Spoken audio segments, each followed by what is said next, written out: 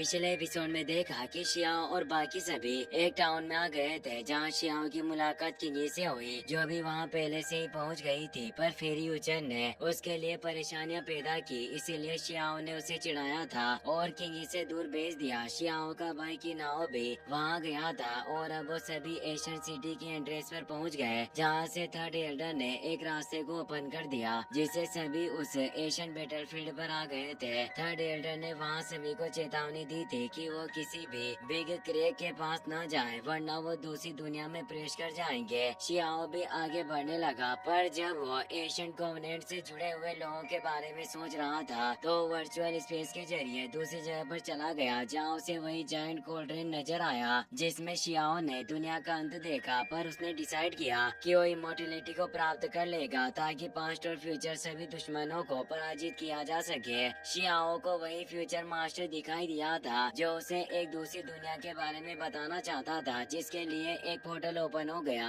जो एक space node था। शियाओ उसके अंदर चला जाता है। वही थर्ड एल्डर वांग को ट्रैक करने की कोशिश कर रहे होते हैं ताकि वो उसे मुसीबत से बचा पाए, पर उन्हें हुआंग का कोई निशान नहीं मिलता और अब उन्हें कुछ पता नहीं होता कि हुआंग कहाँ गया होगा। और उस जगह पर डरावनी आवाजें भी आना शुरू हो जाती है, जिससे सभी पेटिशनर थोड़े घबराए हुए थे। थर्ड एल्डर उन सभी के पास आकर कहते हैं कि इस जगह पर कुछ बदलाव हो रहे हैं, ये जगह पहले की तरह नहीं रही, इसीलिए हम सभी को अब यहाँ से निकलकर एकेडमी में वापस लौट जाना चाहिए। और वो एक रून को एक्टिवेट करते हैं, जिसके जरिए वो एक साथ उन सभी को वहाँ से बाहर निकाल लेते हैं। वहीं अब हम एक दूसरी दुनिया का सीन देखते हैं जहाँ शिया उस स्पेस नोट के जरिए पहुँच गया होता है। वो जगह काफी प्राचीन लग रही थी, साथ ही वो प्राकृतिक सुंदरता से भरी हुई होती है। शियाओ को एहसास होता है कि यहाँ काफी तेज स्पीड एनर्जी है और ये जगह काफी शांतिपूर्ण लग रही है। पर आखिर इस जगह का रहस्य क्या है, क्योंकि वो यहाँ रूल्स का एक विशाल बल महसूस कर पा रहा था जो उसके 3000 स्टेट से काफी अलग था। इसीलिए वो सोचता है कि क्या वो एक दूसरे डायमेंशन में आ गया जिसका नाम नेदर वर्ल्ड होता है। तभी उस पर एक क्रिएचर अटैक करने बढ़ा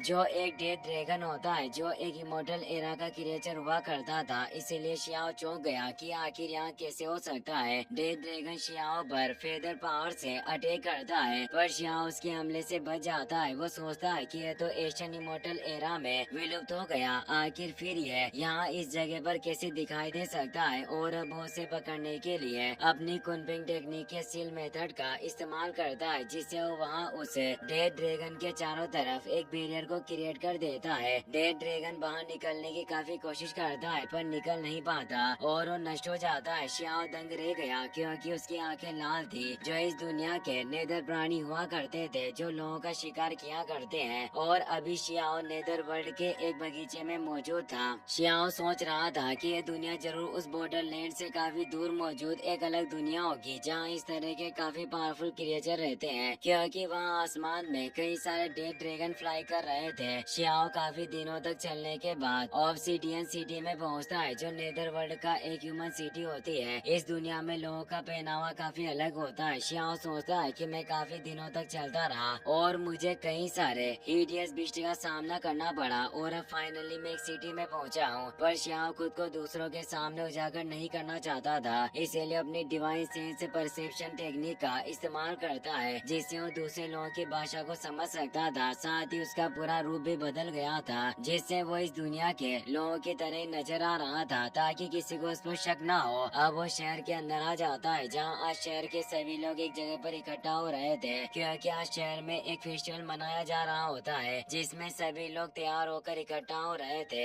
ये एक तरह का पवित्र अनुष्ठान था जिससे हाई प्रीस्टेस संत यहाँ आने वाली थी, जो सभी को ग्रेट डिमन वॉर की कहानी बताने वाली है, जिससे बच्चे बुढ़े सभी काफी खुश थे। शियाओ सोच रहा था कि मैं उस काले मोहरे को क्यों ढूंढ नहीं पा रहा हूँ जिसमें वो लाल आंखों वाला राक्षस था जिसने सभी मोटर्स की जान ली। पर अभी वो शहर के लोगों को देखकर सोचता है कि ये सभी लोग भी एशियन इमोर्टल के वंशज की तरह लगते हैं, इसीलिए क्या ये लोग इमोर्टल्स से जुड़े हुए होंगे। तभी वहाँ एक पालकी आती है जिसमें हाई प्रीस्टेस संत आ रही थी, जिससे अब ऑब्सिडियन सिटी की traditional secret ritual ceremony start हो गई थी। उस पालकी को एक ड्रैगन और सेंटिपेंट एशियन बीस्ट खींच रहे होते हैं और उस हाई प्रीस्टेस संत का नाम मोजियान होता है। शियाओ को उस एशियन ड्रैगन को देखकर याद आता है कि ये तो वही एक सिंग वाला सिल्वर फ्लड ड्रैगन हैं जो 9 हेवन से एंड 10 रियल्म में से कब के विलुप्त हो चुके हैं। मैंने उम्मीद नहीं की थी कि इस तरह के प्राचीन जीव यहाँ जिंदा होंगे। तभी सामने से एक रथ आता है जिसमें इमोर्टल एरा के डीमन लीजन आर्मी के 3 मेंबर की भूमिका निभा रहे थे।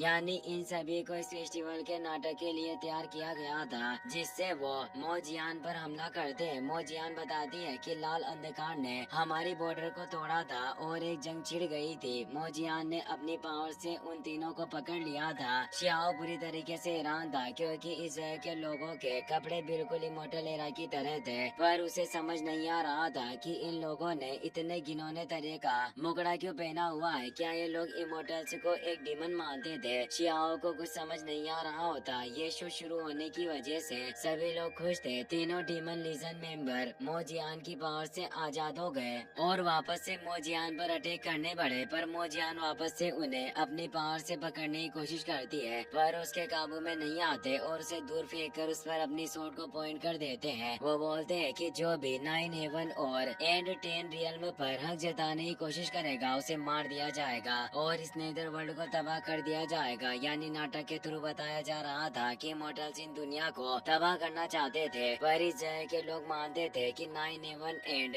10 रियल्म उनकी टेरिटरी है, जिससे उनके बीच युद्ध हुआ और अब वहाँ पर लॉर्ड इटर्नल आ जाते हैं जिन्होंने प्राचीन समय में युद्ध में एक महान भूमिका निभाई थी। वो अपनी पावर से उन तीनों डीमन लीजन मेंबर को दूर फेंक देते हैं। उनकी पावर से वो नहीं लड़ सकते थे, इसलिए वो वहाँ से भाग जाते हैं। शियाओ सोचता है कि आखिर ये लॉर्ड इटर्नल कौन होंगे और आज तक मैंने इनके बारे में कुछ क्यों नहीं सुना। लॉर्ड इटर्नल यंग प्रीस्ट के पास जाकर उसे उठाते हैं और अब वो वहाँ से निकल जाते हैं। सभी लोग काफी खुश होते हैं और कहते हैं कि जब भी होली वॉर शुरू होगा हम लॉर्ड इटर्नल के ऑर्डर को फॉलो करेंगे और सभी डीमन को खत्म कर देंगे, क्योंकि 9 हेवन एंड 10 रियल में हमारे हैं और हम अपने होमलैंड को दोबारा प्राप्त करके रहेंगे। शियाओ को इससे काफी गुस्सा आ रहा होता है क्योंकि उनके खिलाफ जंग छेड़ना चाहते थे और वो सोचता है कि यह कहानी उन सभी चीजों से डिफरेंट क्यों है जिनके बारे में मैं आज तक जानता आया हूँ। शियाओ अब उस शहर में घूमने लगा। शहर में भी कई सारे लोग प्राचीन कहानियाँ सुना रहे थे कि लॉर्ड इटर्नल ने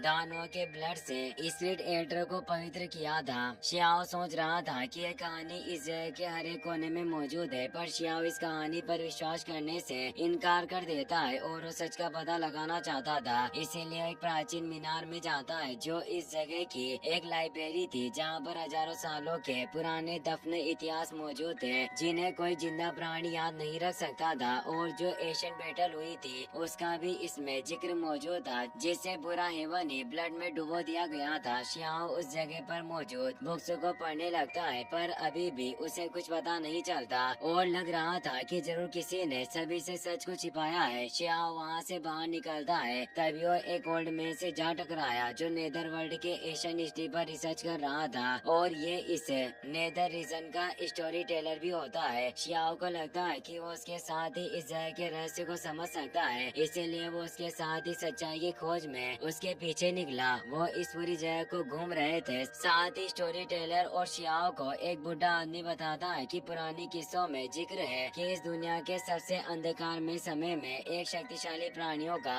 समूह हुआ करता था जो हेवन तक पहुंचने की काबिलियत रखता था और उसमें सभी आम लोगों को बचाने की काबिलियत थी और सभी लोग उन्हें लॉर्ड इटर्नल के नाम से जानने लगे थे। पर वो 9 हेवन की डीमन सेना भी काफी चालाक और पावरफुल थी जिन्होंने इस नेदर वर्ल्ड को गंभीर रूप से नुकसान पहुंचने के लिए एक विनाशकारी जादू का इस्तेमाल किया था, जिस वजह से इमोर्टल्स हमें इस जगह पर ले आए थे ताकि हम इस जगह पर विकसित हो सके। यानी जंग से पहले वो 9 हेवन एंड 10 रीजन में रहा करते थे, पर हारने से वो इस नेदर वर्ल्ड में आ गए थे। शियाओ और स्टोरी टेलर को एक जगह पर नेदर रीजन के लेजेंडरी सेवियर की पेंटिंग मिलती है जिसके आगे स्टोरी टेलर सर झुकाता है। शियाओ सोचता है कि क्या ये वही डेमोनिक आर्मी के लोग हो सकते हैं जिन्होंने हमारे युग के इमोर्टल एरा को भी नष्ट किया होगा, या फिर इन नेदर वर्ल्ड के लोगों ने ही इमोर्टल्स को मारा था। शियाओ कई महीनों से इस जगह पर मौजूद था पर अभी भी उसे कुछ समझ नहीं आ रहा होता कि आखिर इस जगह पर हुआ क्या था, क्योंकि उसने इतनी गहरी खोज की पर अब उसे ऐसा लग रहा है जैसे वो खो गया हो, क्योंकि दोनों दुनियाओं के इतिहास पूरी तरह से अलग थे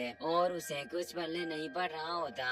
स्टोरी टेलर बोलता है कि मैं सिर्फ अपनी कहानियाँ सुना सकता हूँ क्योंकि युद्ध के समय का इतिहास खो गया है, इसीलिए तुम भी मेरी तरह उलझन में पड़ चुके हो। शियाओ कहता है कि मैं सिर्फ सच्चाई को उजागर करना चाहता हूँ। तो स्टोरी टेलर कहता है कि तुम अपने टैलेंट के साथ उस इटर्नल माउंटेन में जा सकते हो और वहाँ अपने भाग्य को क्यों नहीं आजमाते। उस इटर्नल माउंटेन के अंदर कई सारे एशियंट स्टोन टेबलेट भी मौजूद होंगे, जिस पर समय में खोए हुए इतिहास का वर्णन मौजूद होगा। शियाओ इटर्नल माउंटेन में जाने का डिसाइड कर लेता है, क्योंकि शायद वहीं से उसे सच्चाई का पता चल सकता था। इसी के साथ ये एपिसोड यहीं पर खत्म हो जाता है। वीडियो पसंद आया हो तो अपने दोस्तों के साथ शेयर करना। Thanks for watching, take care, good bye.